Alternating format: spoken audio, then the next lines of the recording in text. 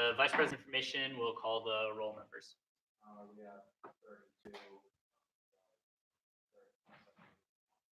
Reach quorum. We'll move into approval of the minutes. So the minutes are linked in the agenda. You can also pull them up on the website. So I will load them here. Take a minute to read through them as we go.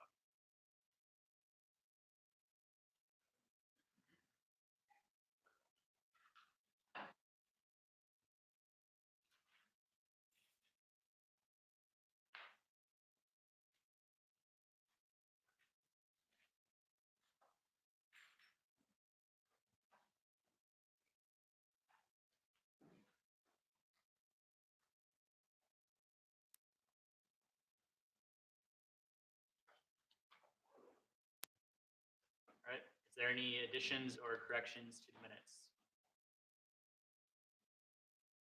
Is there a motion to approve? And then second? All right. All those in favor, please signify by saying aye. Aye. All those opposed? Okay. Motion passes and the minutes are approved. There's no special presentation tonight or during our meeting in April because we're conducting our elections process. So tonight we will have introductions and Q&A. We'll move into officer reports. Is there an administrator report? No. Advisor report? Okay. Perna? Is it in your drive?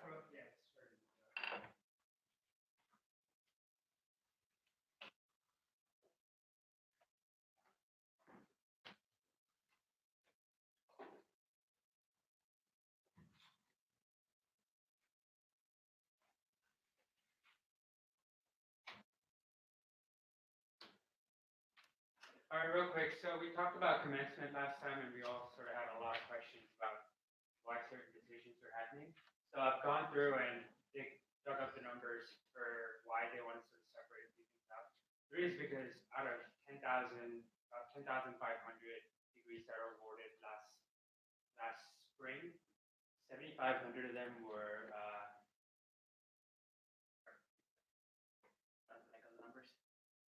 7,700 of them for bachelor degrees, and then the rest are graduate degrees. As you can see, there's around 2,700 grad degrees. So that's like an 8 or 9 hour long ceremony. So that needs to be split up into multiple anyway. And I think that's why they wanted to split up between PhD and master to see where we can go from there. But essentially, as you can see, there's only around 220 doctoral students graduating at that time of year. And for the master students, there's still a lot of them. So I'm not sure what they're going to do, but Zane and I are meeting with Provost Garrity over spring break, and XGA will have a very clear picture of where they're going with it. Moving on, health insurance. There's really no easy way to say this, but it's going up by 7% again for the next academic year. The national average of it is going up from between 10 to 11%. And essentially, if you do the math, it's around $15 more each month for us as individuals. You have others on your plan, it's going to be $30. And you can go to the next slide, you'll sort of see the breakdown of it. I pulled this from our meeting the other day, and it went from 2,500 to around 2,700. Sorry, low quality. I'll get a higher picture next time. But yeah, it's going up, and really nothing we can do about it. It's because the insurance company needs to balance incoming money with how much we're paying them. There's around 15,000 students on the plan at this point in time. And Jane, if you can scroll down. So we are able to make some changes to reduce the cost of it, but keep in mind that changing the deductible from $350 to $500, for example, is only going to lower the entire plan by $30 over the entire year. So sort of not worth it, I would say, but I still wanted to get everyone's opinion on, because they wanted us to do feedback. I wanted to get your feedback on whether we can make these changes to the plan, but overall it's only going to reduce it by $44. And in the worst case scenario that you do get hurt, you end up paying $150 more just for a visit to the doctor's office.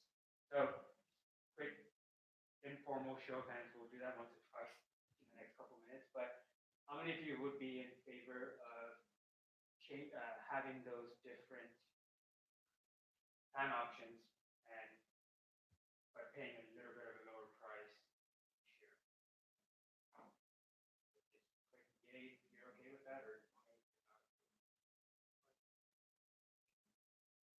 rephrase it. So are Yeah, I you should saying rephrase that that question. we're Sorry. gonna have different options for the out-of-pocket costs for graduate students in terms of, so right now we pay like $7 per month out of our paychecks, are you Yeah. saying they're proposing we have different options for how much comes out of our paycheck and that correlates with how much money that we have?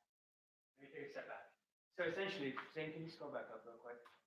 Like, it looks like it's going up $150. 70% essentially. So that's the plan, that's the price we're all gonna have to pay for the entire year. If we make a few, so each plan has certain stipulations, right? So if you scroll back down, deductible from $350 to $500. So deductible is what you pay to go to the hospital for a visit. So if you change the deductible from $350 to $500, meaning if I go to the hospital, I'll pay $500 now instead of $350. My overall plan will have a reduced cost of 30. I don't think it's worth it. And so that was sort of my question, and I feel most of us are gonna. I don't,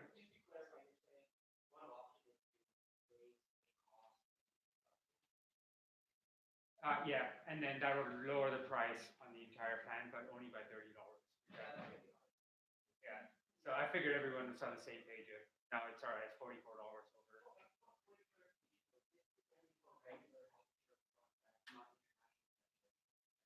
I think the health insurance graduate assistants are on, and the health insurance that international students are on are the same. As of now, you are a backward man. I know that in some situations they will also, I know that in some cases they actually paid the health insurance.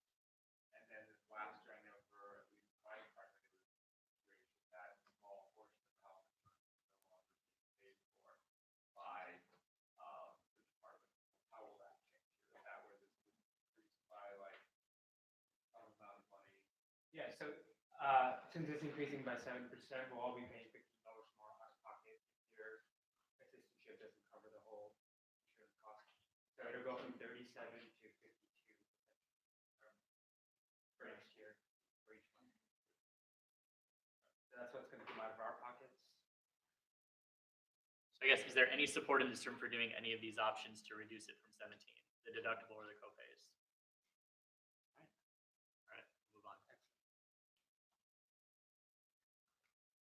And then the last bit is I've been visiting GSOs, and some of the initial observations I found is that funding greatly varies between departments and between professors and even between students under the same professor. You're gonna, some students will get their fees paid for and other students won't get their fees paid for. So that's just standard across the board, it seems. And then summer funding isn't always provided, and a lot of students have to, in order to maintain status, you have to take 6 or 7 credits. You have to take full 6 credits, and that's a lot of money coming out of people's pocket, even though they're not getting any payment or salaries through the summer. The last bit is parking across the campus seems to be an issue. Anywhere there's construction, we still get displaced. And considering that most of us work really late nights, and one parking be close by, one for safety, two for other kind of stuff right now. Today's all right, but sorry. And I also had 2 more questions for you guys. How many of your GSOs meet regularly? Okay. So a little bit more than half. And how many of your GSOs receive funding from your department to do old local programming? So a lot less. It seems a lot of you are doing it almost out of pocket. Okay. Yeah. It's just some departments are not getting any money from their head of the department to hold programming stuff. And it seems to be a bit of conflict there between student and department. So just a heads up on that. I've got a few more GSO visits to do, and if you want me to come, shoot me an email, I'll be there. So that's all I have for this week. Okay. Tonight we're conducting elections. We'll talk about what the Q&A and introductions format will look like later in our agenda when we get to that point. The April 2nd meeting is when we're actually going to hold the vote. So the vote will occur with an electronic ballot. Please bring some type of device where you can access the internet, whether it's a laptop or your phone, because we're not going to be conducting votes with paper ballots. You'll need to be able to access a Google Form. So it looks like most of you are working on something right now, and that should be no problem for you. But if not, bring a device. We also would prefer that ideally the delegate who comes tonight to represent your department would be the same person that shows up at that meeting so that you can make an informed decision if you're voting because you are representing your department. both sides of that. No other officer reports. Jessica? Awesome. So we're looking at the campus climate survey. Our committees are using that to make their tools still not published. As you guys know, for the general public, that's because it looks really bad, so they're cleaning it up. There is an active recovery bill, resolution the Perna is working on. Also graduate assistant salaries. We're looking at the Vision 2020 schools to see what their salaries are right now, so that's in a subcommittee, as well as the student fees. Also, if you're interested at all in SAM planning, they asked if we had anybody that would be interested in serving on their committee. The next meeting is tomorrow at 3 p.m. in Ryder, 407. There's a meeting like every 2 weeks. Sexual awareness assault month, yes. Also, they've added a link to both of those things in if your department is hosting any events related to this, you can go on there and submit them to SAM, and then they'll put them on their calendar. They'll also be hosting a Green Dot training on April 10th from 5:30 to 9, and there will be a live dinner, as well as a stand-up training on April 24th from 5:30 to 8:30 again, as a live dinner. And the GPSC will be passing out teal ribbons, from what I understand, for all GAs, TAs, graduate students, just kind of let them know that you are a safe space for them to come to. So if you have any questions, just let me know, and I'm going to go with the rest. Diversity.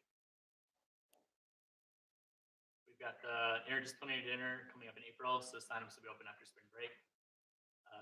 Programming and service.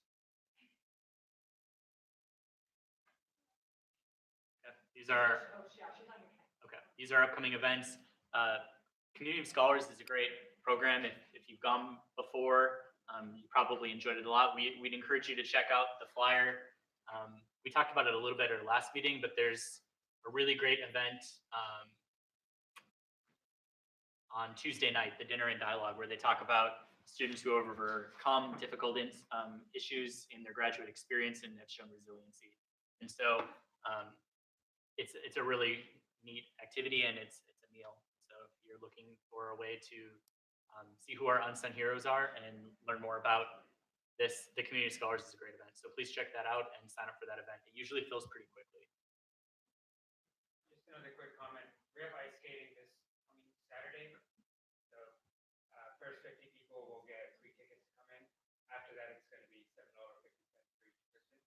You guys have families and want to bring them, and anyone in your department is welcome to come. Please do. I think it'll be a fun night out. Kick off. It's great. I know most of us don't get it off. 5:15 through 7. 7:30.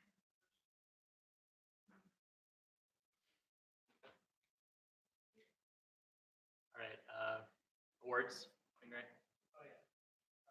The travel award application for summer is now open, and it'll be open until April 6th.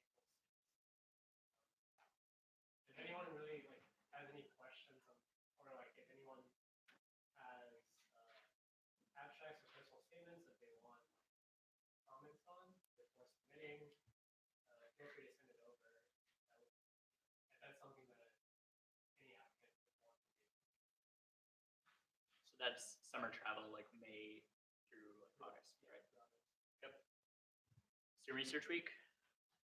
But basically, student research week is after spring break. So one of the student or anyone in your department are participating or judging, and this is the correspondence today. We have a meeting about it. And then how many of us participated in grad camp when you came? Okay. Grad camp is the counterpart to like fish camp, which undergrads go through. It's an activity that we host. If you're interested in working with that activity, we've got positions for the director that are available. Applications are online.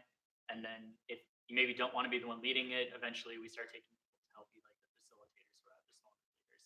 So if that's something you want to help with, in August, you can talk to Nicole about it, but we're taking apps right now for that position. So someone who you think might be really excited about leading orientation, fill them in on this event. We're going to move into committee meetings right now. They're going to be 20 minutes long. So we're going to have the community committee, the research and awards committee is going to meet in the same conference room that they met in last time. Advocacy committee is going to stay in this room, and so that's quality of life, diversity and inclusion, legislative affairs and international affairs. And we're going to have sorry, I said that wrong. Research is going in there. That's research and awards. And then we're going to have the community group, which last time kind of met over here. We're going to go into this lounge space kind of in the middle, just so that we all have our own contained areas. We can talk without feeling like we need to be quiet or there's other stuff going on. Questions? So committee meetings right now, programming and service and marketing and comm will go out there.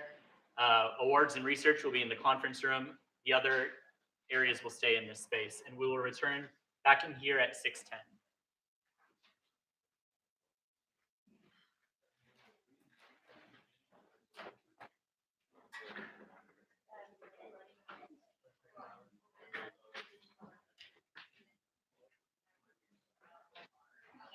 Okay. 6:10, research and awards committee conference room.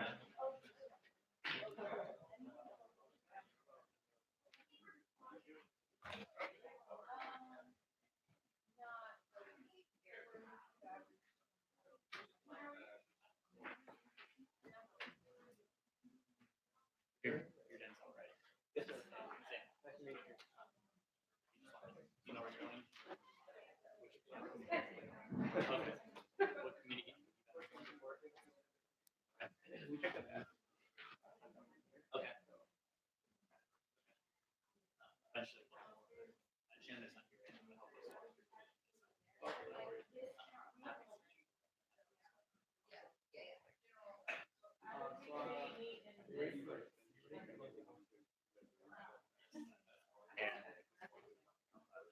No, we took it. Yeah, because I feel bad.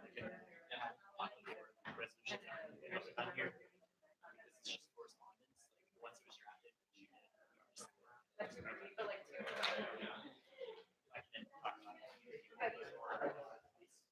You guys can compare with that.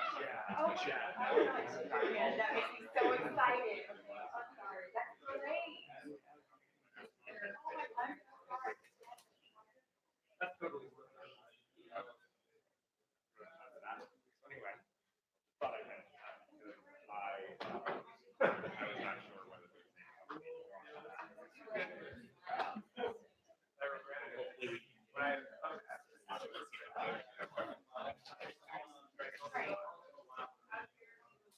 Okay, advocacy, howdy. Awards and research are. Okay, really quickly, I know last week we formed some subcommittees, so I just kind of need an update to know where y'all are on the vision 2020 stuff. We talked about breaking those out, so each individual person could maybe look at one or two universities. Has anybody kind of started that? That would be fabulous. Yeah, that would be great because it's easier to draw in and any kind of site resource, that way I can add it. So where are we? Student Rule 6, really quickly update. Yay, it finally passed. Rules and regulations, everything that our GA had in that emergency meeting that we called was addressed. It looks really great. I think Nate and I were really happy with the final product. And overall, rules and regulations is really happy with the adjustments we made. So I'll have that finalized document to that subcommittee so that we can just write the solution. Hey, we got this. Change. So it should be really simple. What about tuition? Do we find anything interesting on tuition or fees?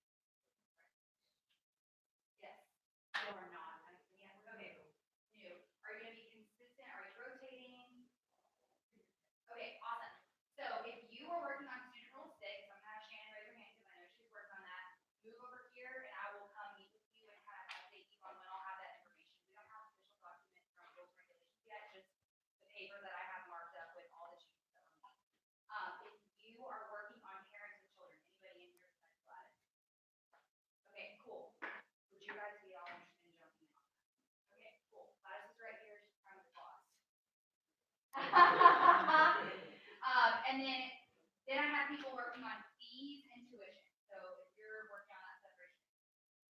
Okay, yes. We have student fees are the Vision 2020 schools, and then tuition is it's gonna have to be a separate resolution. But we're also looking at Vision 2020. And, I talked to Perna to give a little bit more insight on what that looks like by departmental basis, and that's not public information, but I'm going to sit down with him and make some very broad notes, and then I'll give those to you guys on what I can tell from where we are. And it has a breakdown of like, graduate teaching assistant versus graduate research assistant at the master's doctoral level, or full level, insurance paid for each department. So it's broken down by department. So I can look at my department in the college bag, but I can also look at the insurance department. So at this time, if you would move, so if you are working on Control 6, come with Shannon, because that should be very quick. If you're working on students who are parents, if you'll hop over to by Gladys. And if you're working on tuition or fees, you'll just stay right here. What I need you guys to do is determine who is gonna look at what Vision 2020 school, so that when we meet, next time we have a nice update, so that we can write a resolution before we decide it.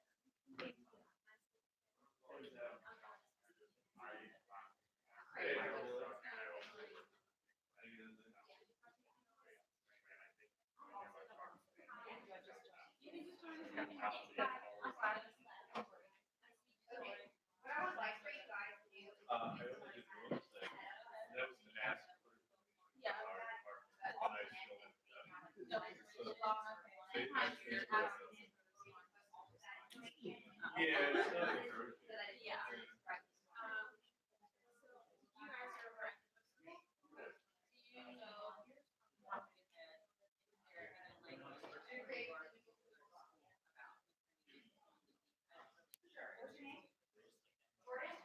Joey, Joe with partner.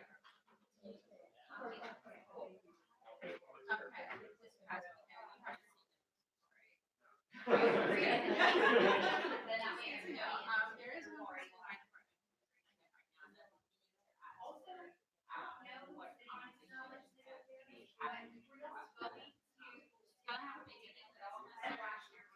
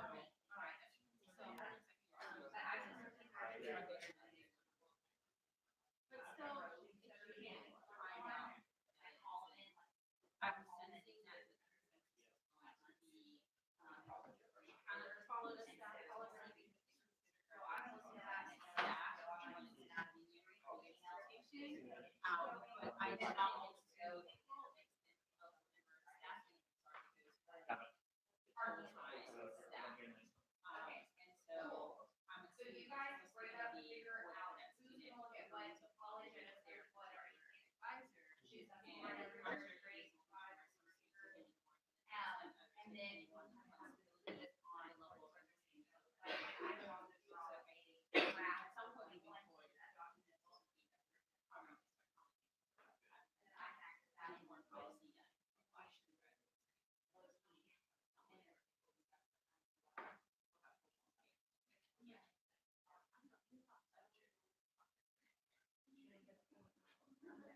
I think for my department, we know that it's just the faculty advisor. So we have a lot of issues with their application. That's kind of our issue, yeah, we have no, like, our department still has very little. Very few.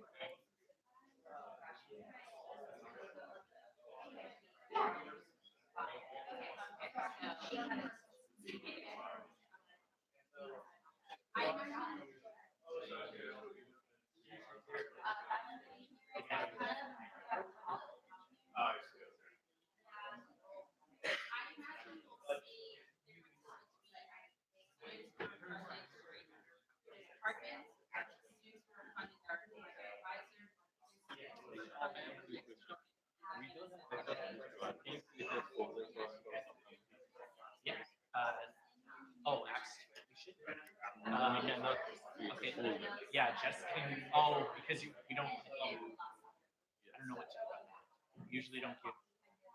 Yeah. We don't normally give them access. No, we don't need to do that. We just need a cell phone and we can. Well, it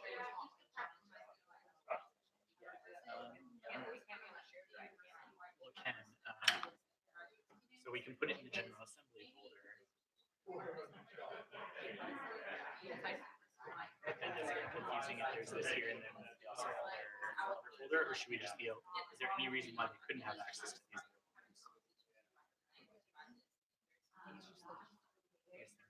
Is there? I would think all of this content in Should be public. I don't see why. okay, well, then I'm The gonna. only thing is awards, Yeah, that would technically then be available to everyone. and that's, we should.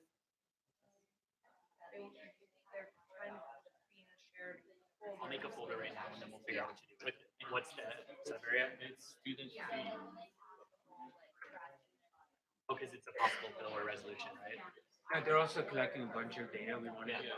So let's just make a Folder in there. that might be a better way based on the topic that they're on. Okay. It's under the rest. Okay. Sorry, that was so hard. Working through it on the spot. We need to. Well, it's only We're supposed to be. Wait, you mean the one that's running? No, the.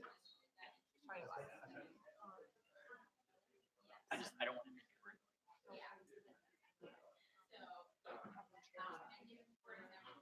So, he wants to do a roundtable for engineering.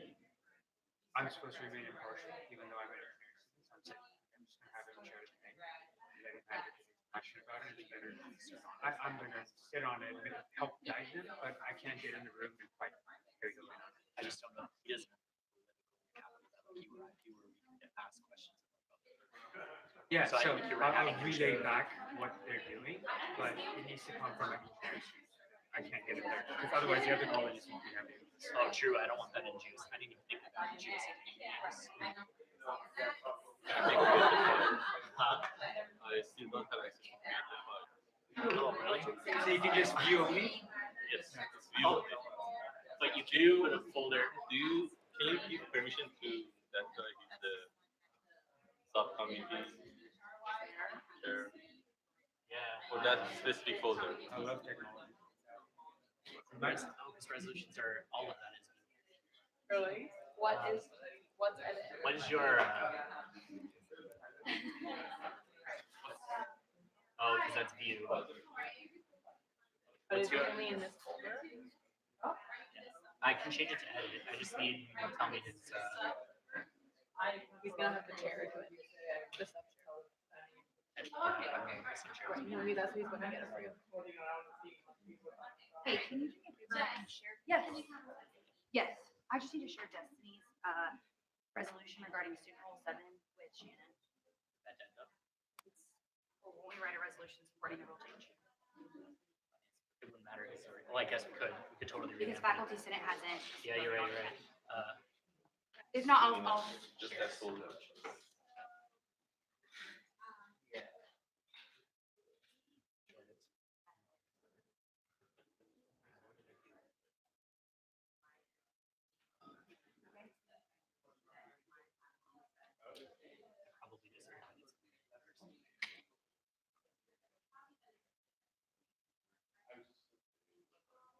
Probably just. Yeah, that is. That's not gonna work.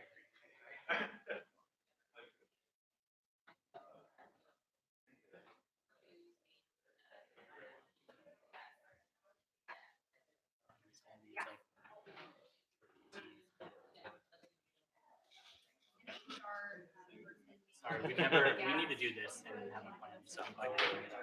We'll figure out what to do. Sure. We have an update for you about the engineering stuff. Yeah, I think. Okay. Hey, about 5 minutes left.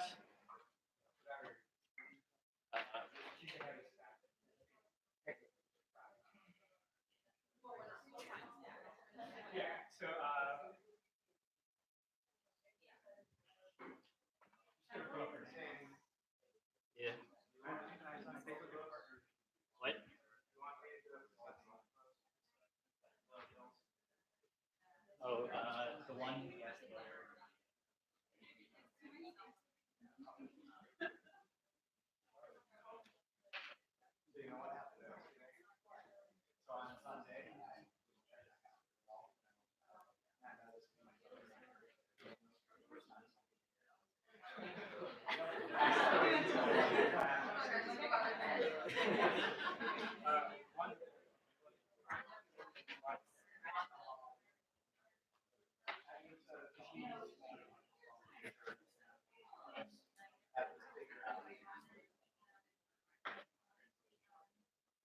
meeting.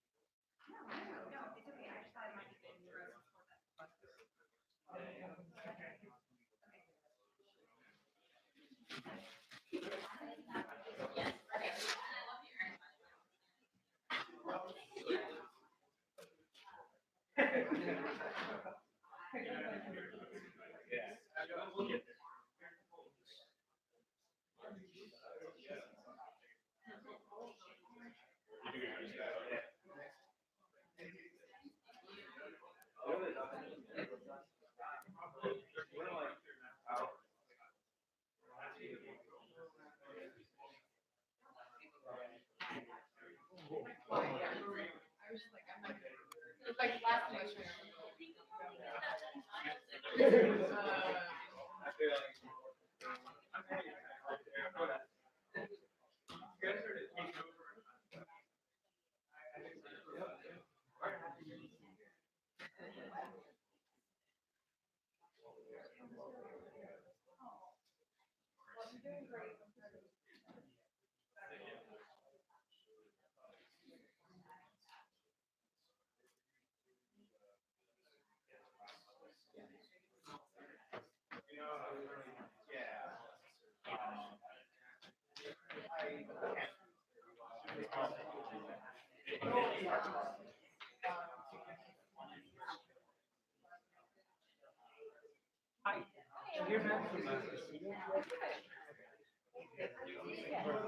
Yeah,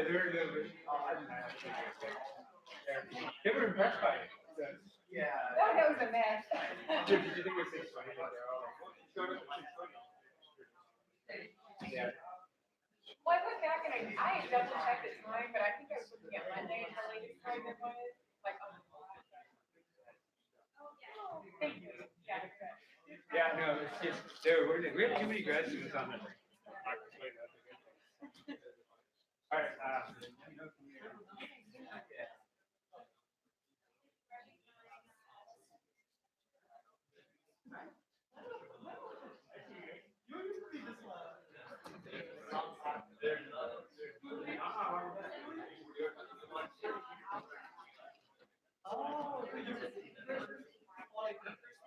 That we could talk to regarding the, referral and the termination.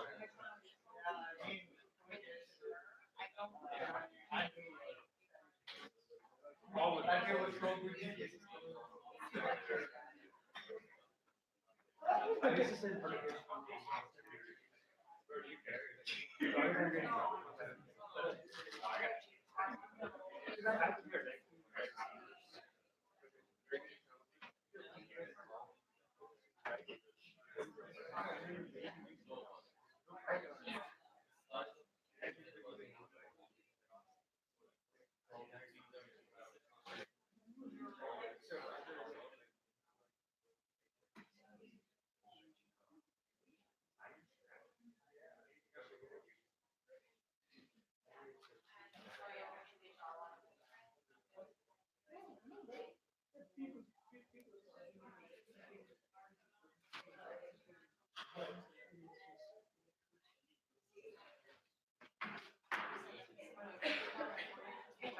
anyone not selecting yet? And if you have not, please do so now.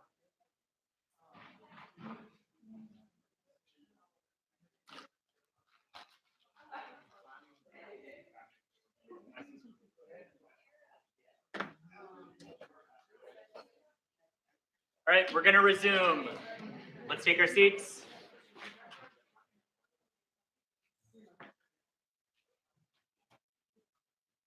Moving into unfinished business. Jess, can you provide us an update on Student Rule 7? Yes. From Rules and Okay. Regs. I'm so excited because Student Rule 7 passed through rules and regulation. Every issue that we had as a special committee when we met for that special meeting as a general assembly was brought to light. They were very happy with the comments and feedback that we provided.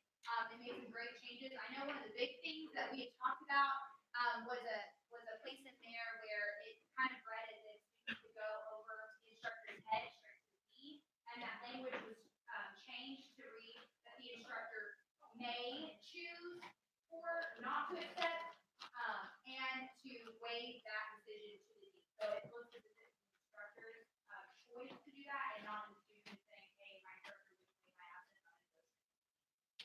So it went through, it's great, we're gonna pass a resolution saying that we support it. We'll have kind of an update for you guys next GA so you can read through some of those changes. And also it was passed to allow professional conferences related to your field of study in 2017 for us. So yay! So right now that's a kind of a tentative thing. Like, very few professors say no to us. We want to go to a research conference. That's in the new Student Rule 7 change. They expressed some concerns that Faculty Senate might not like how that piece is written yet. So we will have a resolution at our next meeting once the official minutes are released, and we can look at what this new language looks like, because clearly we would have opinions about what that, if that should be excused or not. All right, Bill 5205. We gave previous notice at the last meeting. I don't think we need to read through all of it, but Ben, could you just introduce it again to describe what it is? You don't have to read word for word, but what's the intention or merit? So we split the bill into two bills, one for the organizational structure and the other for the name, because there's some concerns in this room and some concerns above this room for the name change. But we think that we're still going to rename the internal structure because we think it's more representative of what the GPSC is. Right. So this bill would divide the General Assembly, this function, and we would have two chambers within graduate student government. We'd have our executive branch, which more or less exists now anyway, with Perna and myself meeting with administrators, and then we would have our legislative branch. We'd be redefining this as a Senate, and instead of delegates, we'd be referring to them as senators. And then we would have our speaker role and then our leadership team. After that, we will look at a separate change of referring to ourselves as a legitimate government instead of a student council. But that's going to be part 2 of the bill after Perna and I have had more time to figure out what the forms of resistance that we're running into look like. So the motion was made by Ben, it's been seconded by myself. We'll open it up for discussion. What discussion is there on this bill? Perna? Results to, in reference to result number 5, I think it should read graduate student body president instead of student body, because that's technically referring to overall. That's just my opinion. And we left it that way because Amy Sharp is the undergraduate student body president. She doesn't classify herself as undergraduate. They claim to represent graduate students. There are no graduate students in SGA. So we left it purposely vague because their position is vague too. But if there's consensus in this room, we can change that. But since graduate and professional exists in the name of our organization, it isn't listed in this bill. So the official title would be Graduate and Professional Student Council or Government Student Body President. Does that meet your concerns, or would you still like? Yeah, fine. As long as the first qualifier. Yeah, purposely vague though. So one thing obviously what you just brought up about Amy Sharp kind of herself also president of the graduate students, which is kind of like you said, it's is not really the case. There are no graduate students on that. I guess that to some extent gets into the second part of obviously redefining ourselves, Senate, into also the fact that there are certain, obviously, student body elections with the student government just occurred. And of course, to my knowledge, there were no graduate students on there. Or if there were, I don't know what categories they were elected under. There's no positions designated for it, and graduate professional not listed anywhere in their constitution. We are technically eligible. As far as I know, the only graduate students in SGA are like some of the schools have a 4+ program where you do 4 years and then your 5th year is a master's program. Those are the only students I know that are. There was one senator last year. Because I guess at some point, I do wonder if we would consider ourselves a graduate senate, whether we would have our own election. And again, this is opening a big can of worms. So I'm not saying this is something we're going to do this year. But at some point, you wonder whether it would be necessary to almost have an election at a university level for graduates. I'm not saying that should be done, but I do think considering how the rest of the university runs, their elections, the faculty senate, the undergraduate student senate, for all intents and purposes, how we would run it. So something for maybe next year to look at. Yeah. Communication, can I just ask the obvious pragmatic question of like, what is this conflict? I'm sorry, but No, that's fair. I think, yeah, we changed title, yay, we're a government, we have that title, chambers, and smells like British Parliament. But we don't have enough shit on our plate as it is, sorry, language, is it really necessary to go through all these changes, you know, do you think it's important to by election? Well, I'll just sum this up by saying what. Well, that's fair. I wouldn't claim that I think the way our constitution reads is not what we're operating under. So probably what we're really doing is we're updating the language in our documents to match and mirror more closely what we do. Perna's role is not necessarily, or the president's role is not necessarily the president of this assembly. That's more what my role is. And Perna's role is more closely aligned to what Amy Sharp does. We're wanting to correct this because it does create some conflicts for us when we're meeting with administrators and the student body because they think we're a club. Yeah, I'd like to ask a question. How many of y'all have referred to GPSC as grad student government or something close to that? Because that's how I describe GPSC like in any instance other than formal. So Senate is more revealing of its nature to me. And to add to that point, when we're sitting on executive, when we're sitting on committees, university level committees outside of this governing body, we have to constantly say like, well, our governing body, like it's not just like an elected club that we do like for fun. We have just as much stake in the game as anyone else, but having to add that includer every time we go to say like, well, Dan and I sit on those regulations, but every time we talk about anything, well, our governing body thinks this, because it's not, they're like, hey, this club of graduate students got together and here's their opinion. Okay, so it just makes it a little bit more official, and I think it gives us a little bit more power to bring to the game and a little bit more ground to stand on personally. I think you're right. We should clarify. This isn't really a procedural change so much as it's like a linguistic change. We're updating the terms, but this is how we're already operating as is. Someone over here. Yeah. I have one comment to add. So crop and soil science 3, she got an award for the graduate student organization of their department from student government, the undergraduate student government. So they are supporting graduate. Any other discussion? Well, when you put it like this, change that, the way it was described, ordinance, or like the grant, which made it sound. You're right. All right, we will proceed to vote. So this is a bill or a resolution. So we vote with the placards, and it's 1 vote per department. All those in favor of passing Bill 5205, updating the structure of our organization, not necessarily the name of our organization, please raise your placard.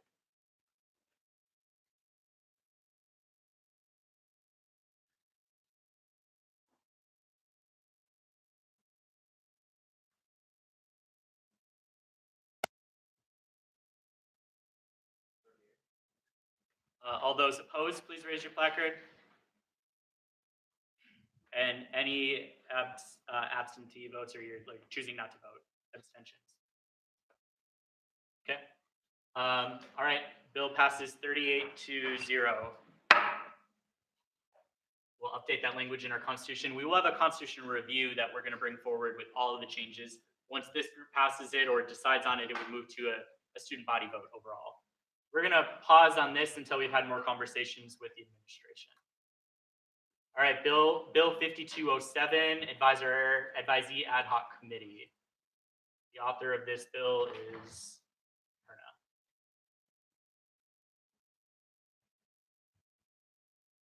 Hi all. So I presented this last time, but I'm just going to read it real quick so we can, it's pretty short, so we'll get through it pretty quickly. The Graduate and Professional Student Council would establish a temporary ad hoc committee to offer recommendations on how graduate students can establish and maintain professional relationships with their advisors. This committee will be chaired by the GPSC president, and committee membership will remain open to any graduate student representative of any group that consists mostly of graduate students and any other stakeholders. The committee will provide its findings and recommendations during the second General Assembly of the fall 2019 semester. And a copy of this bill shall be posted and delivered to the following. Right, it's been introduced by Perna, seconded by Abby in research. Discussion on this bill.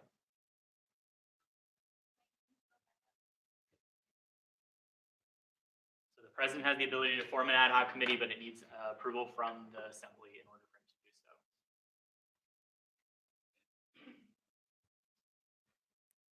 So this committee will look at power dynamics in the university. Do you have a question?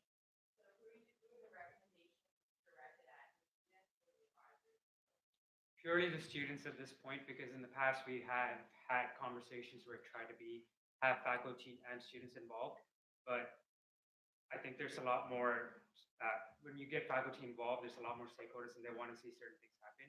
For right now, I think we just focus on educating grad students specifically and leave the others out of it, and I think that will come at a later time. And the dynamics can change. This is just to establish the committee. Further discussion? How will meetings be announced? Could you repeat that? I didn't catch. How will meetings be announced? So essentially, I'll announce it to everybody, basically say if you're interested, please show up. But one point is, I'm trying to keep the committee somewhat small to get productive conversation going. It's great to have 100 grad students who all are passionate about this, but in order to get proper, keep moving forward as a group, I think it needs to remain sufficiently small while representing everybody involved. So thinking right now around 20-some people, but it's always, you're always welcome to come, I guess, is what I'm trying to say. So. Yes.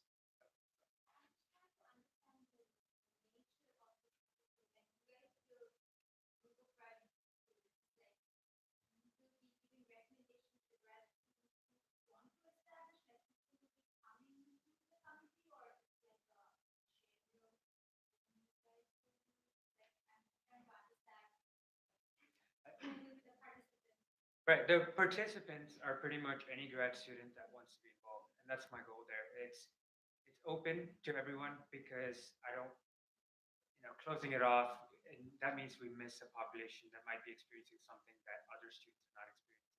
That's why I'm leaving it open to as many students as possible. But like I said, we got to limit the numbers at some point in some way, and that's going to be up to the committee to almost decide at a given point that, okay, we're getting too large, and I expect it to be pretty large because this is an issue that everyone gets really passionate about because we're all in this scenario where we're super dependent on this one individual who holds supreme authority over literally the next 5 years of our life and beyond, etc. So that's the need for it. I might have wandered off a little bit off my topic, but it's to maintain, it's to open to everyone. And Yeah.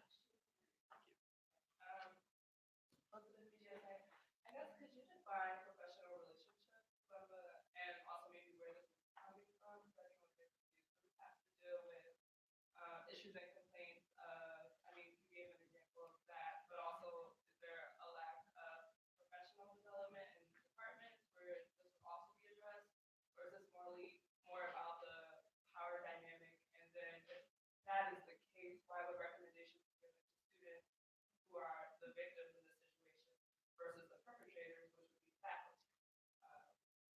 because as students, so first part of the question, I think is more focused on the second half of what you described.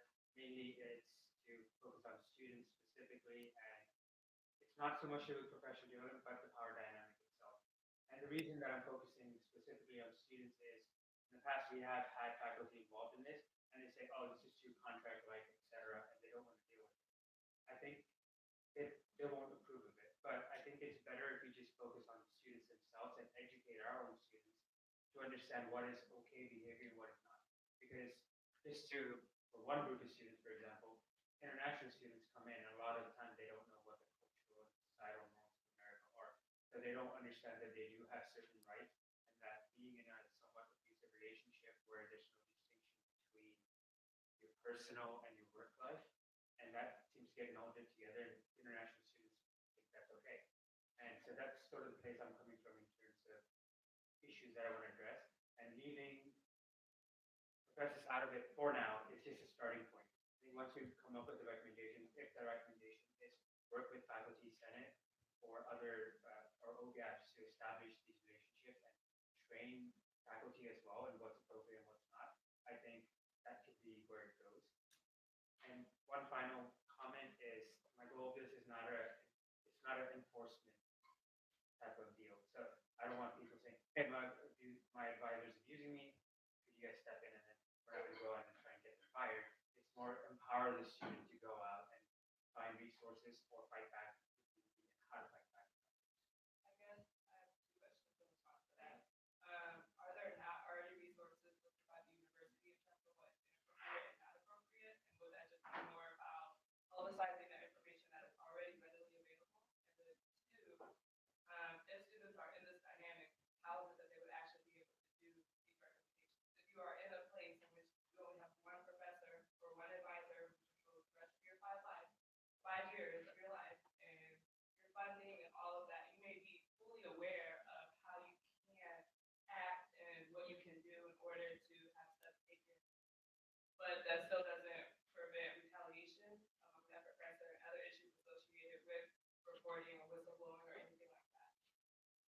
Okay, I think this is getting much deeper than we need to, and the points are super valid from everyone.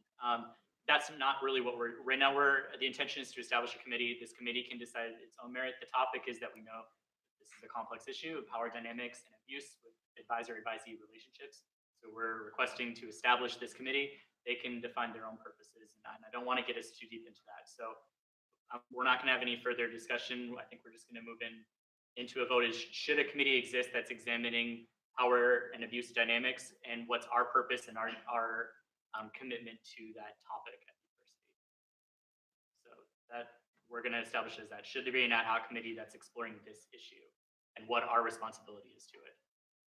So we're going to move into voting with our, yes. Can we talk about the makeup of that committee? Yes, that's more, I'm okay with that kind of topic, but we don't need to get into the purpose so much.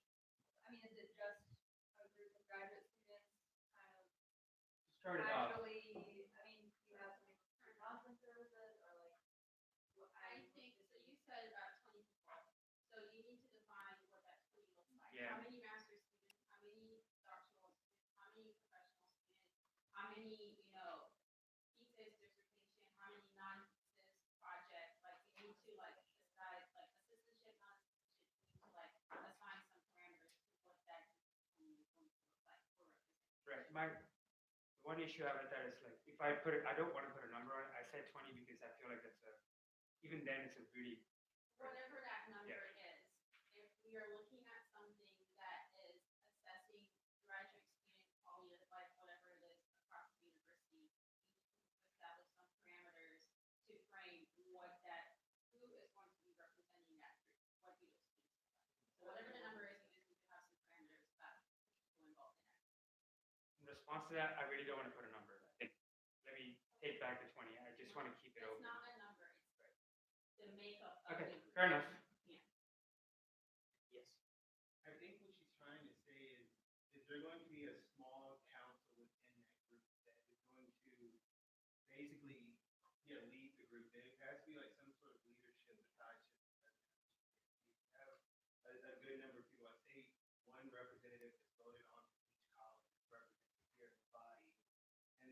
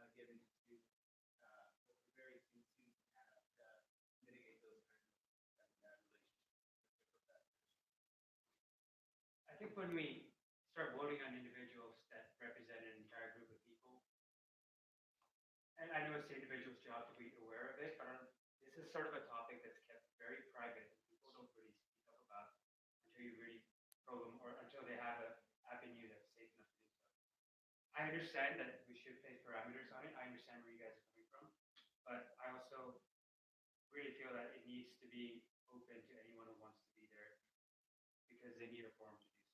Okay, so I'm chair. I'm not gonna make the motion myself, but it sounds like there's some controversy on this, and rather than us voting right now, it might be better if we try. Someone makes a motion to postpone this next meeting, and then we can look at modifying some of the language and the concerns.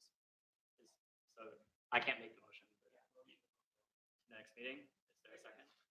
All right. All those in favor of postponing this to the next meeting, please signify by saying aye. Aye. All those opposed? All right, we'll postpone it to the next meeting so that we can make some of these structural changes, and Perna will reach out to individuals that have had concerns so we can strengthen this bill.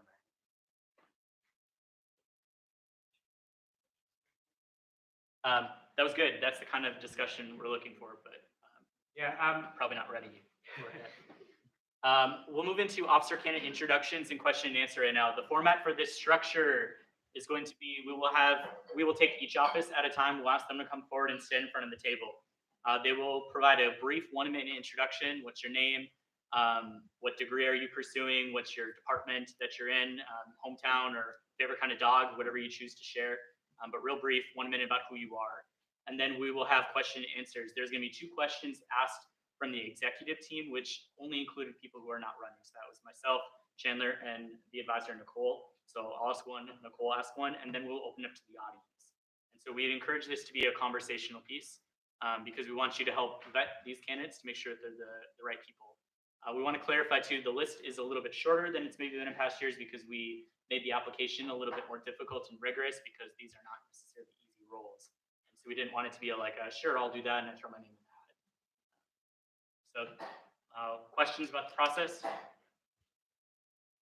All right, if we can have the president candidates come forward.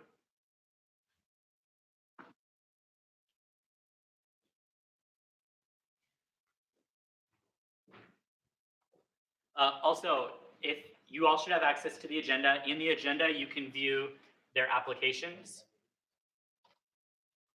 So the questions and criteria that they talked about, and you can also view their CVs. So please check out that information so that you feel informed and ready to make these decisions. So we'll also switch the order of our questioning. So the first time we'll go from the right to the left, and the second time we'll go from left to right so that it isn't the same person answering the question first each time. So we'll start with introductions. Hi, y'all. You all know me. My name is Perna, and I'm running for re-election for the 2019 academic year. I'm in a computer science major. That's what I'm going to say. I'm pursuing a master's in computer science, and I don't really have a hometown because I move around so much. So, favorite type of dog? Well, I only have one. It's a mixed breed. We have at home right now. So I really had, I think, for the next year, I'm going to focus on a few of the things that are going to carry forward, but my main focus is going to be on campus. Howdy folks, my name is Denzel Johnson. I'm an MA candidate in the field of international affairs at the Bush School of Government and Public Service, concentrating on U.S. foreign policy and national security. I'm originally from Hawaii, specifically the island of Oahu. At the Bush School, as I study international affairs, concentrating on diplomacy, my ultimate end career goal is to serve in the U.S. Foreign Service. I developed this passion for public service and diplomacy specifically through growing up in a diverse society such as Hawaii. And ultimately, I desire to run for the office of GPSC president to pioneer this idea of just being able to unify different aspects of campus with respect to the governing bodies. At the Bush School of Government, I've only been there a year now, and I've noticed how easy it is for us at the Bush School, at least, to be very separated from the campus. Given that fact, this is one of the reasons why I decided to serve as the IA delegate here on GPSC. So I appreciate your support. Okay. Our first question is, please describe your experience and provide specific examples of how you fostered productive relationships, networking, or engaging with political capital with stakeholders or administrators. I guess I'll start. That's sort of my job at the moment. A lot of it has to do with getting in front of people and fighting the fight, essentially. In terms of fostering relationships, the GPSC sort of has had a certain view on it placed by administrators in general. And I've worked really hard to sort of flip that around, that we're not just here to provide travel funds to our students, but we go beyond that and do more than that by advocating at various things. In terms of our stakeholders, mainly we meet with OGAPs and Dr. Q. Those are the two main individuals that we essentially write our problems through. We have to go outside of it to address a few special issues, like when we had Title IX specifically for staff and graduate students, as you all know, get classified as either student or staff, so we get both sides. And essentially fostering those relationships takes time, and I think I've sort of done the job well, because we haven't gotten into too much trouble, and people are actually listening to what we're saying, and things like the commencement stuff is actually moving along at a pretty fast pace after we got a resolution out.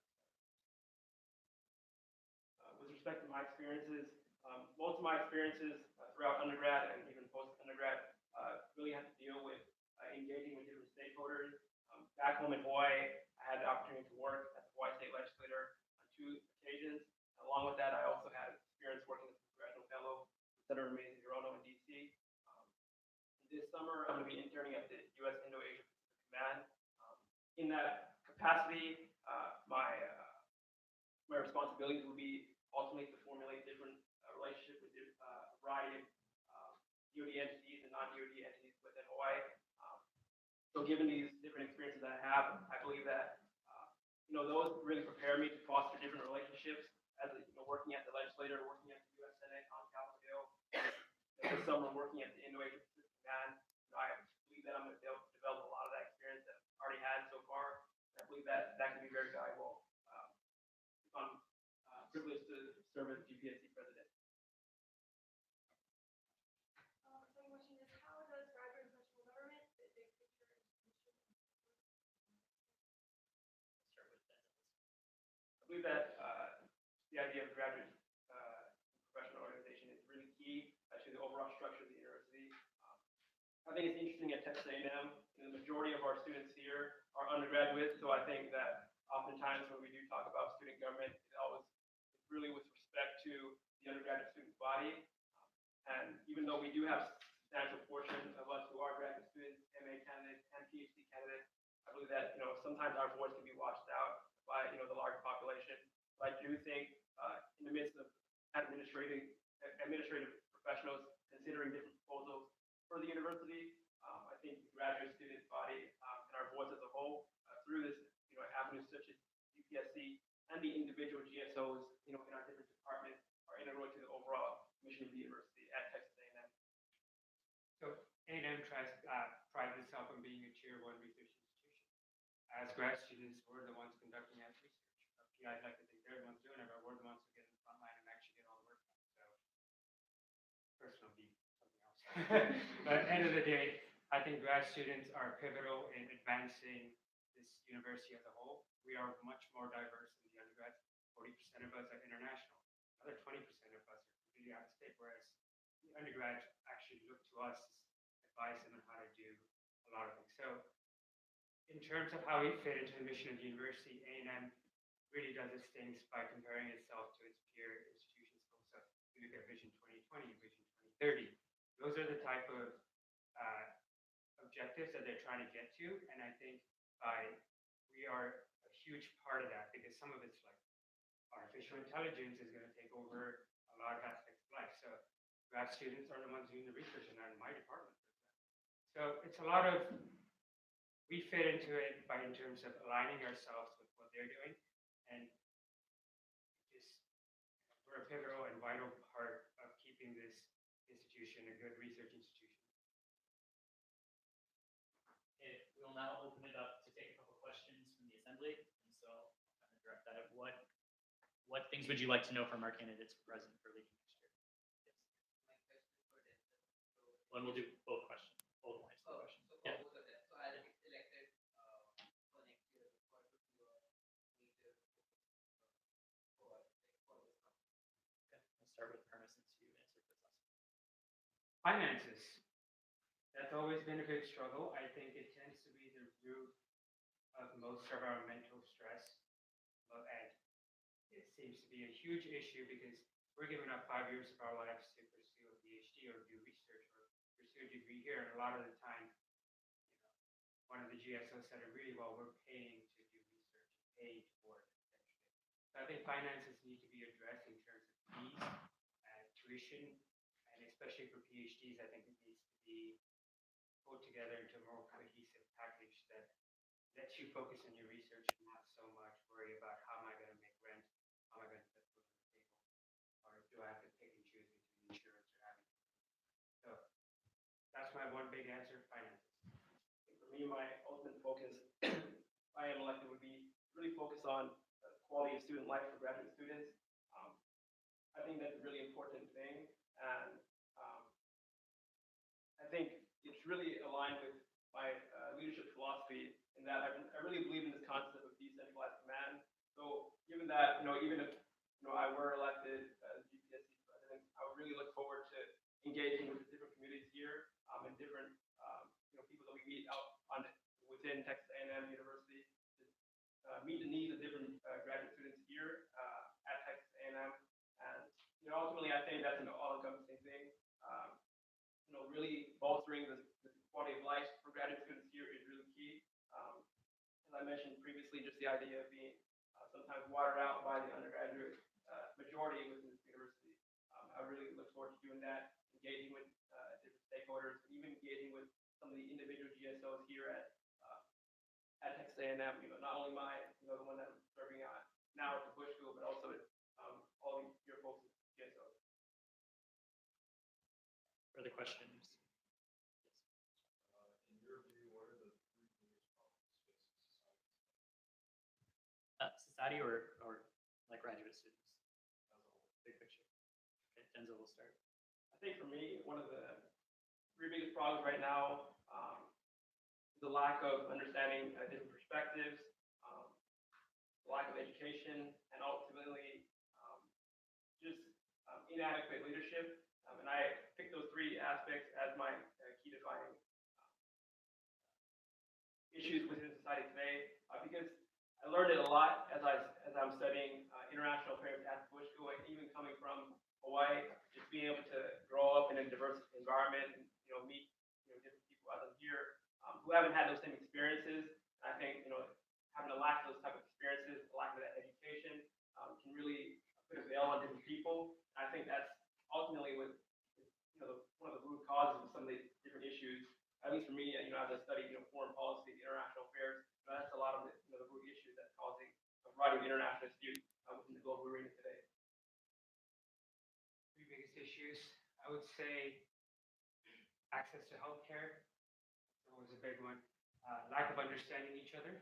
And the last one, I'd say money always is an issue. So, I chose those three specifically because I've lived in a lot of countries, and everywhere I go, that seems to be the biggest problem.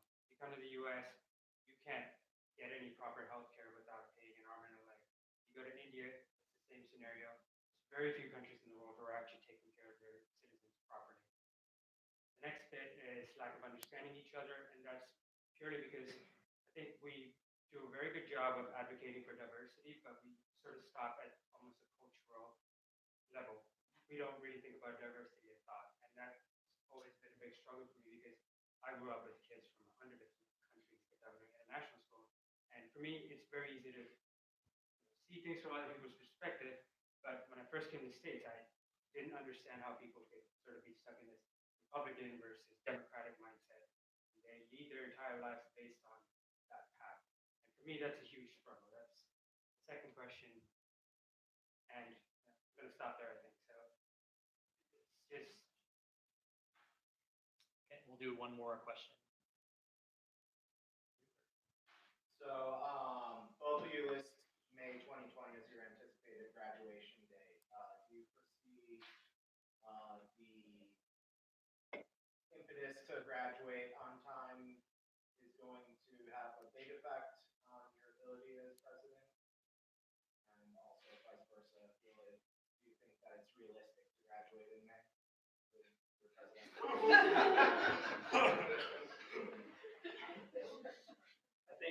just considering that, my graduation date is May 2020, I don't believe that it would inhibit my ability to serve as GPSC president. I believe that, if we are able to be efficient with our time, promote a different variety of initiatives, and be very productive this upcoming year. I'm very intimate with that. I've already shifted. I was supposed to graduate this May. That's not happening. And I don't think it'll interfere with it because I'm making the choice to extend it by another 6 months. 6 months here and there is not really going to affect me in the long term of my life, but I've already given up 6 months to do this job once. So another 6 months really not too much.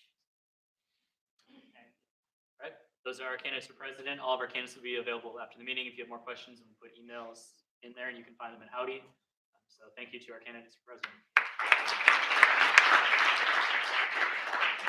We'll now have candidates for speaker and executive vice president come forward.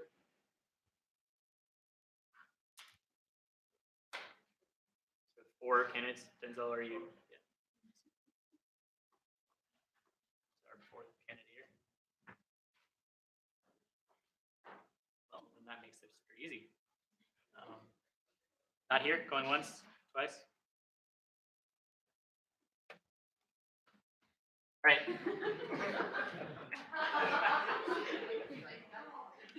Okay, so speaker and executive vice president, we'll do introductions. We do ask, let's try to keep it to a briefer introduction of like name really quick so we can get into our platform during the second part. Hi guys, my name is Cassie Jones. I'm a master's candidate at the Bush School of Government, and I'm pursuing my master's degree in public service and administration with a focus on security.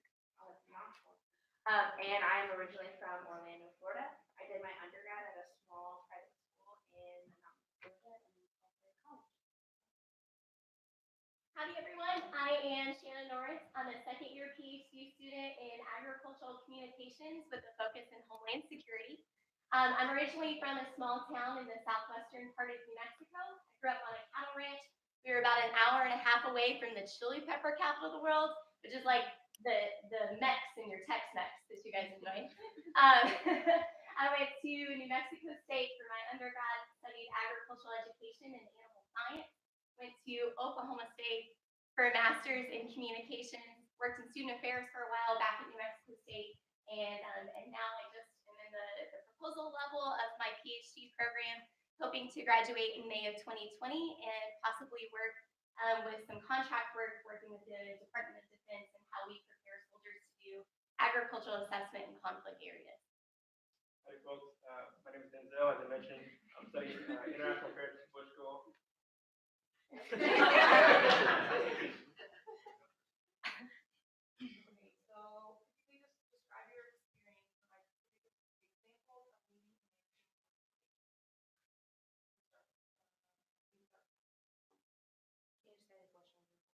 So your experience, we can describe your experience by an example of a time that you have led or managed.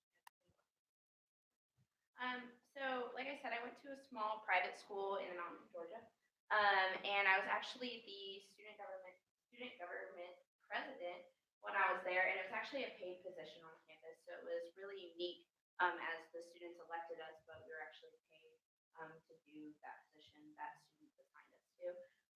And just from there, I mean, serving as that leader for like the students in general, I was able to be a voice directly between the administration and students. It was a school of only about 2,000, which is about, around the size that our graduate students are now.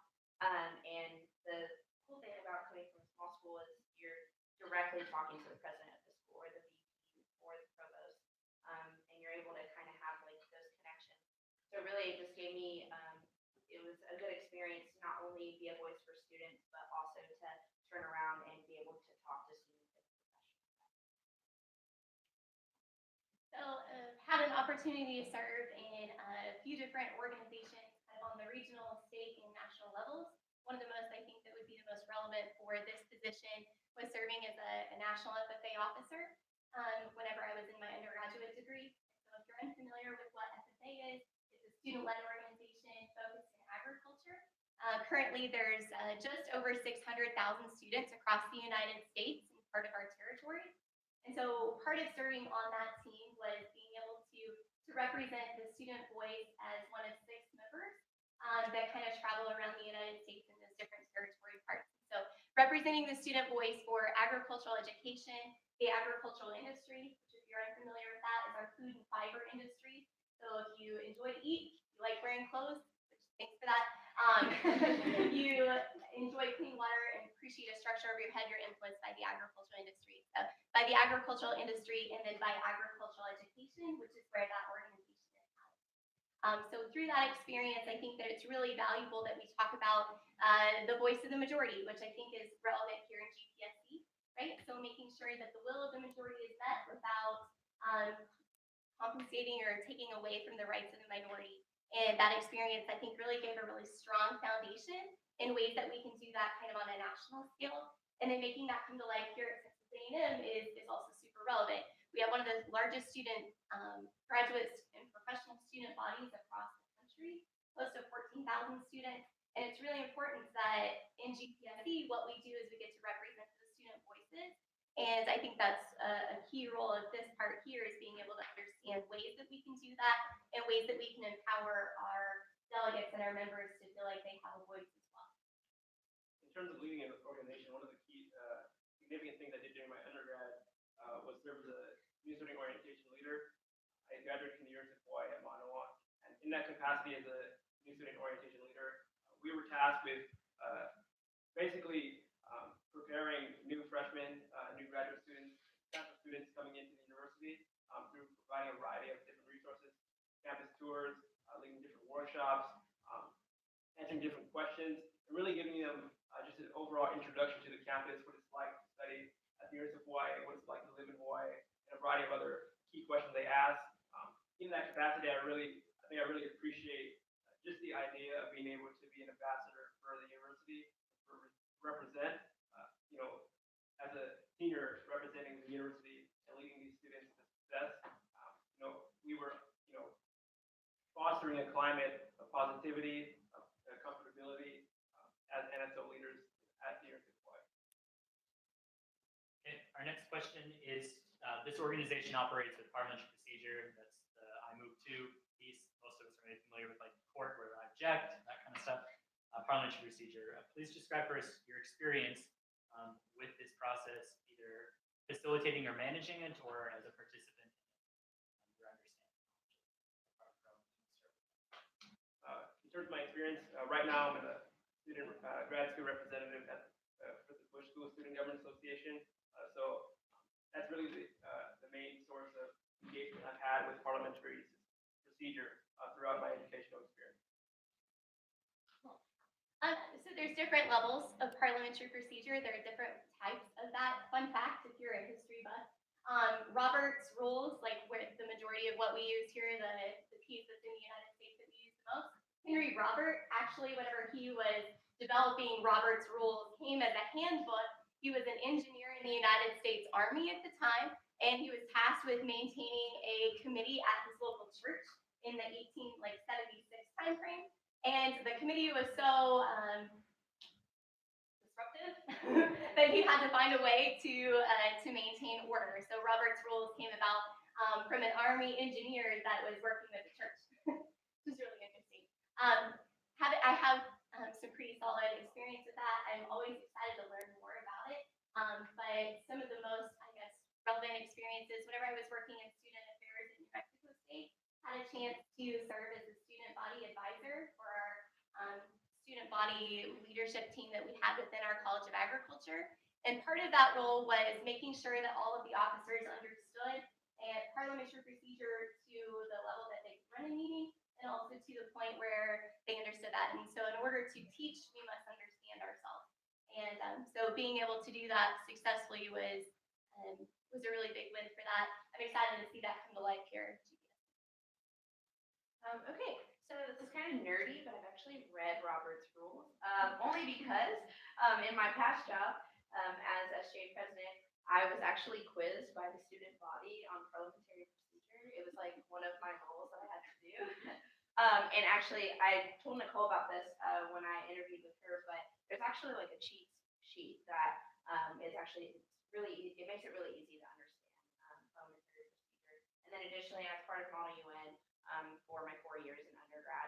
And if you're familiar with that at all, they use parliamentary procedure. Sometimes I go a little off book depending on what conference you're at, but I would say I have a pretty extensive background in parliamentary procedure, and I know it like the back of my hand. So. Right, questions from the assembly?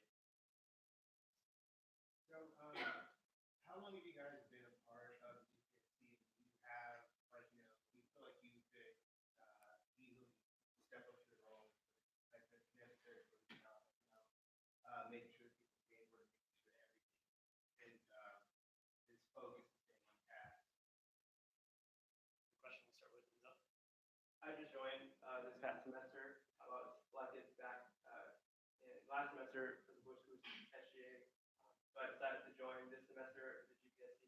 There was an opening for the IA delegate position, and ultimately, you know, I haven't been here that long, but you know, I do look forward to engaging with you folks if I have the opportunity, you know, about learn how the different years of the assembly here run. Thanks for your question. So I just started this semester as well, so January was kind of my start date. But prior to that was I tried to stay connected through our other departmental representatives and understanding key issues that were going on. I since then have had a chance to serve on the advocacy committee and do some work with Student Rule 7, and so kind of seeing the inner workings of that, what that looks like, presenting different recommendations that go forth to the committee. And then in a couple of weeks, we'll have a chance to represent GPSC in Washington, D.C. at the Student Advocacy overall conference, so the SAGE conference. So I'm excited to continue to learn. I realize that I'm new to it if we consider January kind of being the start date for that. But I feel confident with having like a humble approach to saying that there's still some learning that needs to happen, but I'm excited to see what that looks like. And I feel comfortable making sure that whenever we run our student assembly here, that it works to the level that it needs to. Yeah, so compared to them, I'm really new. I actually didn't even know about this committee until this semester. And so for me, this is a completely new experience. Originally, I serve on a few committees at the Bush School, just dealing with the inner workings of how things work there.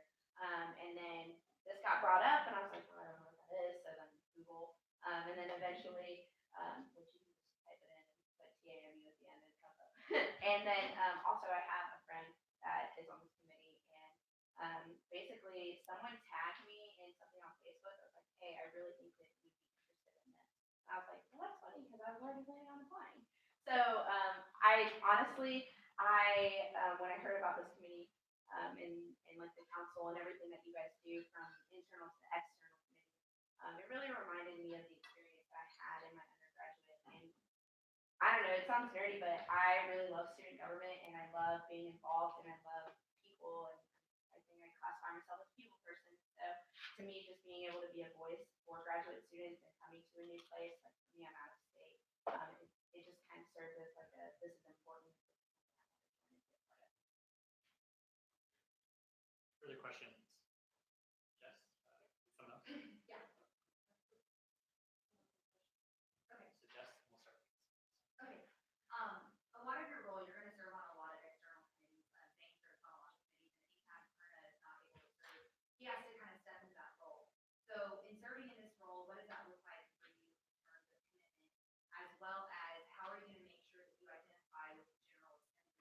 Because you're going to be asked your personal opinion a lot. So whether that's your personal opinion or the opinion of the General Assembly, how do you expect to identify with this population? It's going to be different than maybe your Bush School or National FFA or your student government, your old institution. To be honest with you, in terms of can I handle this, for me, I love to be busy. I love throwing myself into things, and I always think that I operate better when I have more of a schedule anyways, in terms of like, am I busy, am I not busy? The busier I am, the more on top of things I typically tend to be. I like to, pretty much like the biggest things I like to do is I like to play intramurals with the Bush School and basically serve on anything that they ask me as well. So for me, this is like, I'm actively looking for this. I want to be involved. I want to be busy. And I want committees. And then additionally, in terms of being able to identify with the committee in general, because, we are different, it's not just the Bush School, but it's like, it's also being able to identify with people who are Aggies and have been here their whole lives, and then out of state as well. So being able just to have and facilitate conversation with others, I think is like really the most important thing. Additionally, I work on campus, so I've been able to run into a few of my other graduate students, and like I said, I think it's just about facilitating conversation and being able to look at someone else's perspective and be like, okay, I can relate with you on that. I can also be a voice for you. Good question, Jess. Thank you for that. No. So to address your first thing, I think one thing with graduate students is we're all busy, right? We've got a whole bunch of things on our plate, and I don't think that that's going to change anytime soon if you're a graduate student in any department. And so I think whenever we approach being busy in any role, we've got to find ways to prioritize, and we've got to find ways to be proactive. So to address like the first concern that you have there, making sure like if you're a nerd like me and you follow Stephen Covey stuff, finding things that are important, finding things that are urgent, and planning our ways and our schedules to address those main concerns first. And serving in this role, that automatically places these pieces at the high importance part. And so if we're active and proactive in our planning, we can make sure that those important things happen before we get into the urgent and the holy smokes, it's like today category. For the anybody else? All right. For the other side of that, I think whenever we're serving in an official capacity, we need to understand that we're serving the student body and representing the student body in that role. And it's important that we develop those strong relationships as a peer, but also as a representative for 14,000 individuals. And I think that there's a couple ways that whenever we go into those meetings that we can be prepared and we can be informed on that. One way is to listen to the concerns of our delegation whenever we're here in the assembly, making sure that we're familiar with the different topics, seeking continual feedback, and making sure that wherever stance we're taking in those meetings, that we're informed based on our student representatives' part. Another side of that I think would be a cool way that we might be able to strengthen what we do is I think an area of opportunity that we have within our student delegation is finding ways that we can link our issues with the actual student body population.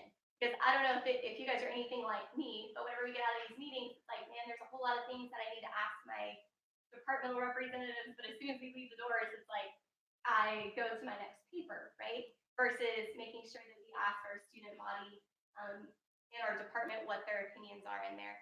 And whenever we were working at New Mexico State, one of the things that we kind of instituted, because we noticed that was a huge problem too. We had great conversation in the assembly, but whenever they left, we weren't getting a full representation of what was going on in our student body population. And so one thing that we tried to implement was finding a link to an app that students already had downloaded on their phone. It was the university app.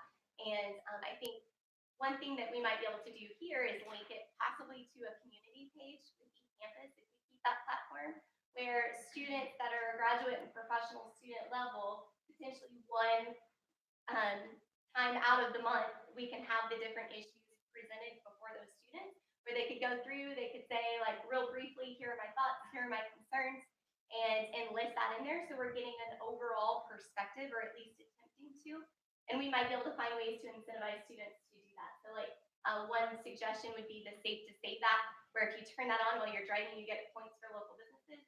Essentially, if people participate in providing their perspective, the amount of times that they log into that, maybe they get extra points for Safe to Save. I think those go back to relationships too.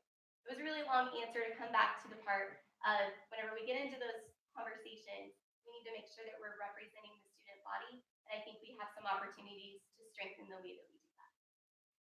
In terms of commitment, I believe that I have a lot of available time to commit to this role. At the Bush School, I mostly am just focused on classes. I don't have any outside on-campus part-time jobs or anything other than serving on Bush School Student Government Association. So I believe that I have an adequate amount of time. In terms of understanding the different concerns and perspectives of people within the body, I mentioned this earlier before, but I ultimately believe in just engaging with different people one-on-one, being able to introduce introduce myself, meet people, have this open forum discussion about different topics, which is integral to the role executive vice president. Are we okay if we treat that as 2 questions? And then we'll be done with these candidates? All right, so thank you to our speaker and executive.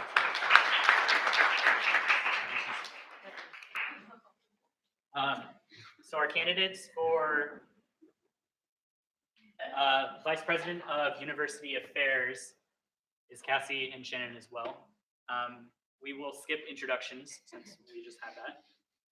So the first question we have for this area is, how would you engage our senators now, formerly delegates, to actively participate in legislative proposals and advocacy?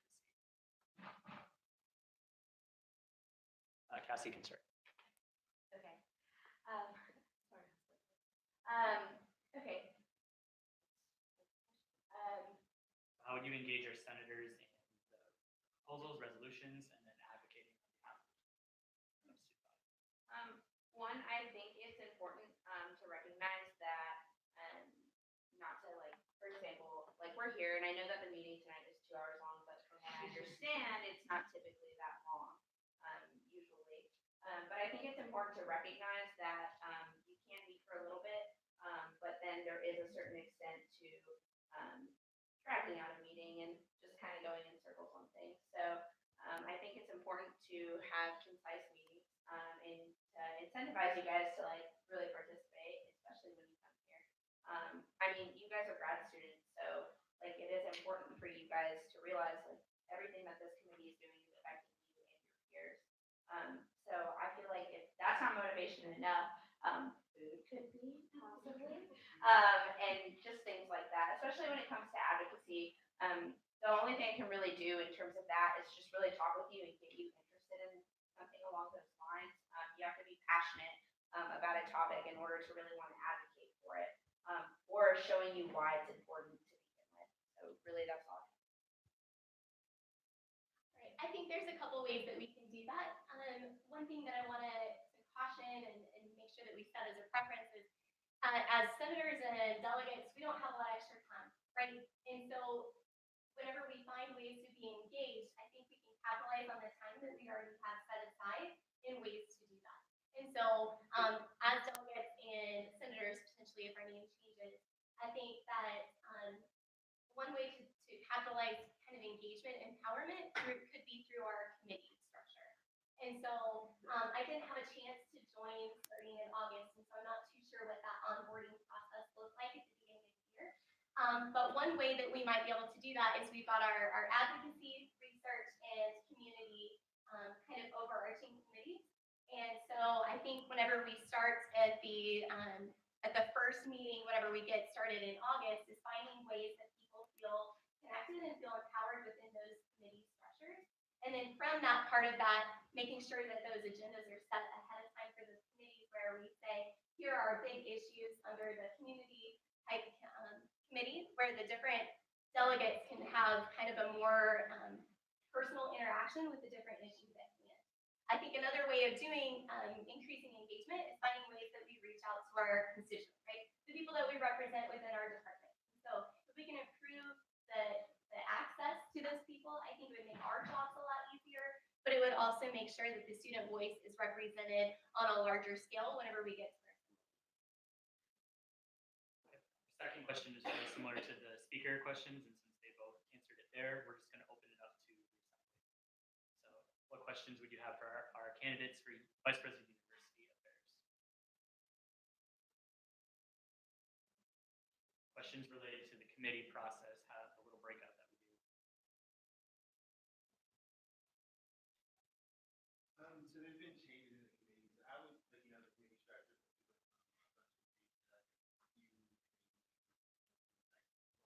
How would you manage the different committees and how would you manage the structure of committees?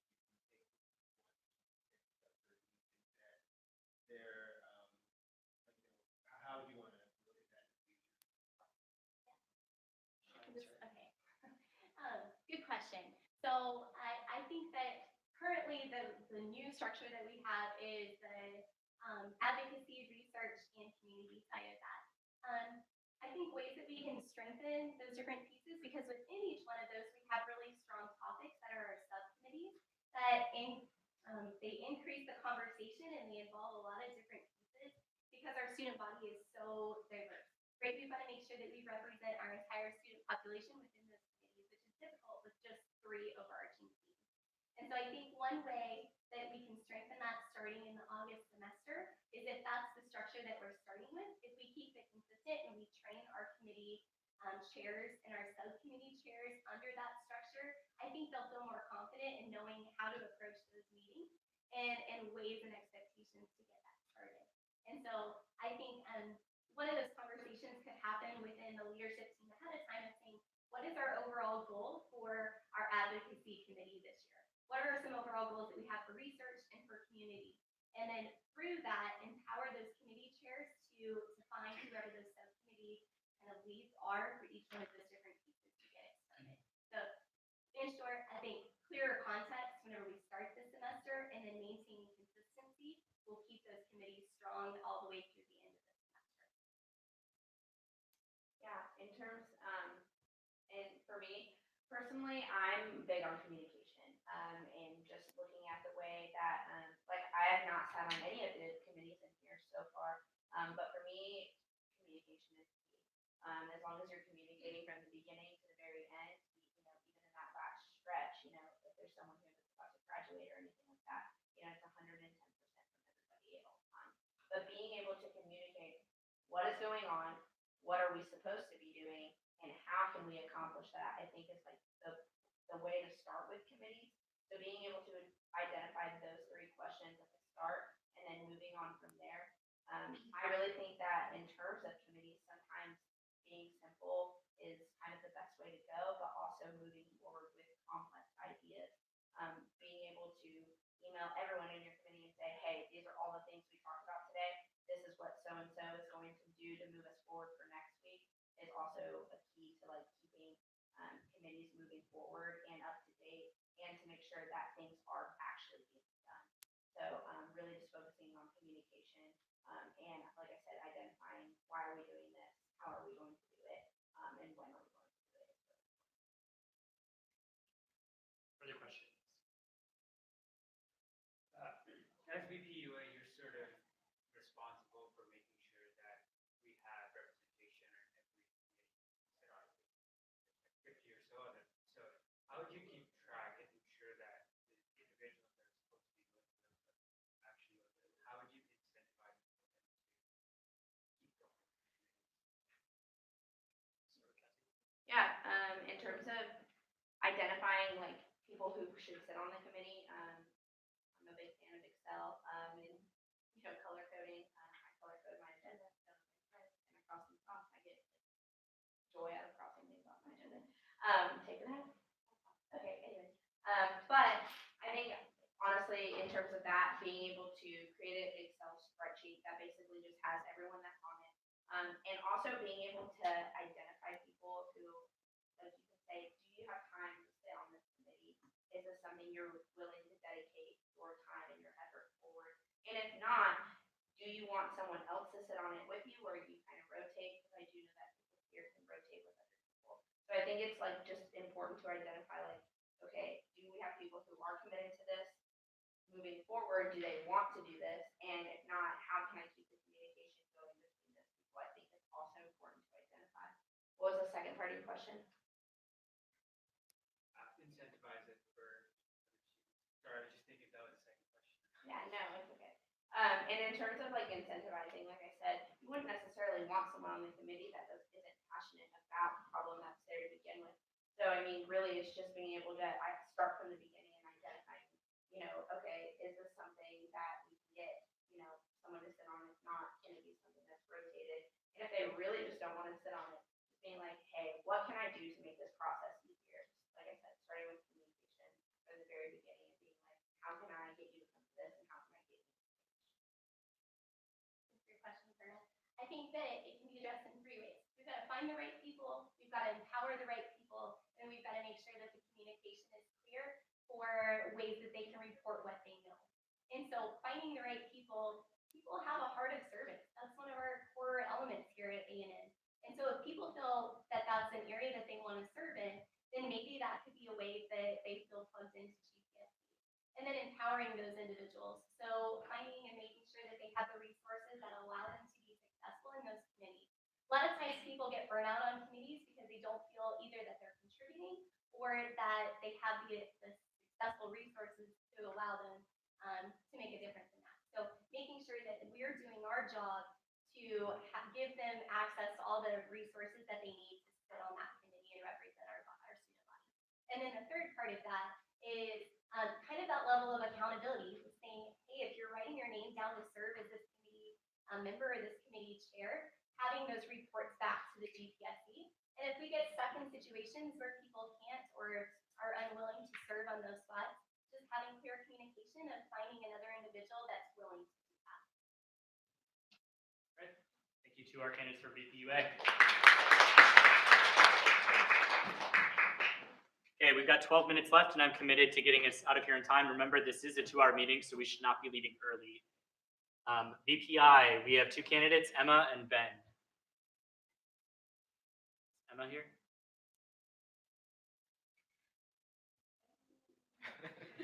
Okay. Easy then. Well, I'm Ben. I've been here a long time. I'm a 6th year grad student in physics, PhD student in physics, and I'm getting my master's over summer.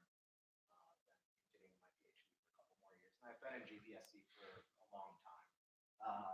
Since December 2015 was my first meeting. So I'm currently VPI. VPI next year. So, same question.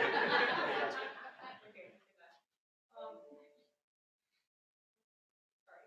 How would you disseminate information from university-wide, like private professionals, environment to local GSAs to make sure individual students are informed? From university-wide sources to GSAs. So Kern has been working a little bit on setting up a repository of GSAs, and I think that we should build that with the help of the advisors of the different departments, and ideally have a contact to the president or whoever sends their emails to their student bodies. And then, can you provide some specific examples of experience that you have utilizing social media or communication tools? So, design, Photoshop, Facebook. So last year I was on the marketing committee, and this year I was originally the marketing committee chair.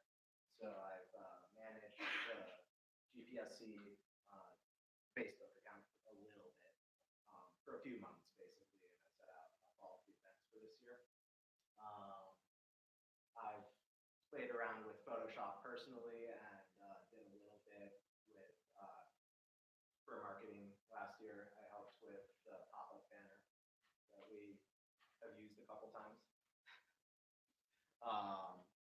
Is there more I missed? I think that was it.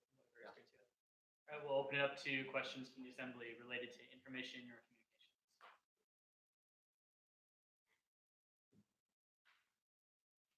Oh, thank you. What is your plan to, I guess, improve GPSC social media? We So don't really have much. my plan is to keep Jess Martinez around, who wants to stay around, who's been managing the Facebook page and Twitter since November or so, October, November, who has a lot of experience doing that professionally. And I think we just need to have someone dedicated to keep it going throughout the week. Sorry? So we have, I believe, an Instagram, and we don't have a Snapchat. Since both myself and Jess Martinez we're switching positions in the middle of the year. It's been a bit hard to get it going this year, but we can definitely think about. We were thinking about Snapchat last year. So if I'm elected, then it'll be possible to get that started over summer. And our final question from me, right? Plans for the website? thanks for the website. So OGAPS has a new ODSL. ODSL has a new I don't know what her position is. Yeah.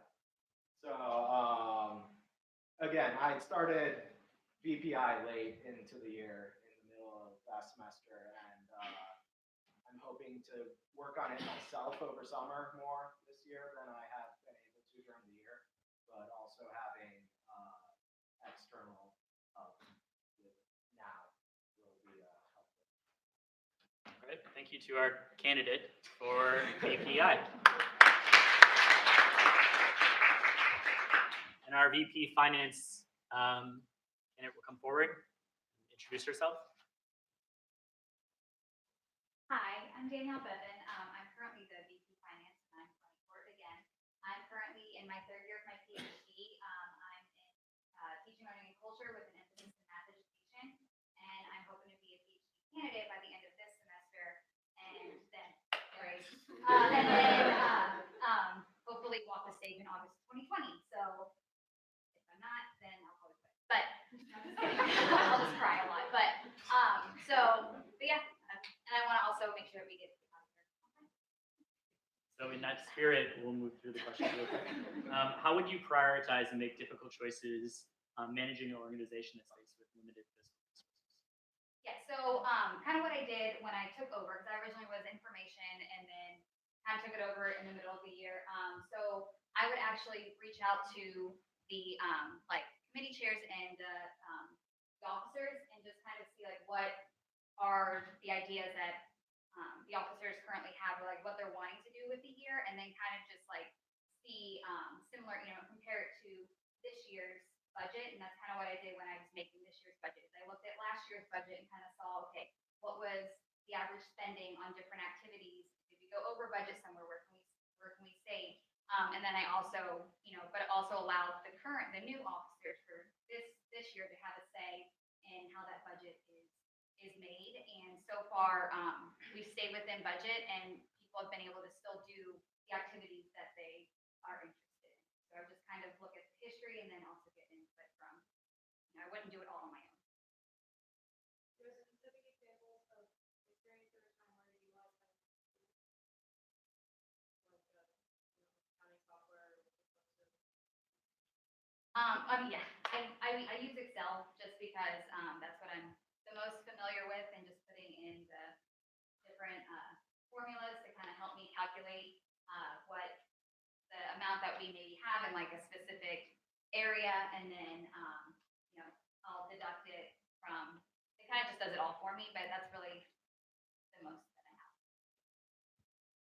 Questions from the assembly? All right, thank you to our candidate for VP. And I know it looks like we don't have a lot of candidates. That was intentional. We made the application significantly more difficult and built in an interview and an application phase to make this more rigorous, so that we didn't have 37 candidates and this is a 5-hour-long meeting. So know that that's why this appears different than previous years. Their contact information is here. Please email them. They're available after the meeting, and apps and CDs are in the agenda. Announcements. We've talked about Physics Festival already. Please check out the info. And then Young Researchers in Aggieland is up here as well. If you have any interest in volunteering for Physics Festival, talk to me now. All right, so I know I've always kept this to 1 hour. It's a little longer this time, but we're still under 2. So is there a motion to adjourn? Okay, by Alec, and a second. Yeah. Okay, all those in favor signify by saying aye. Aye. All right, motion passes. See you later. 7:26.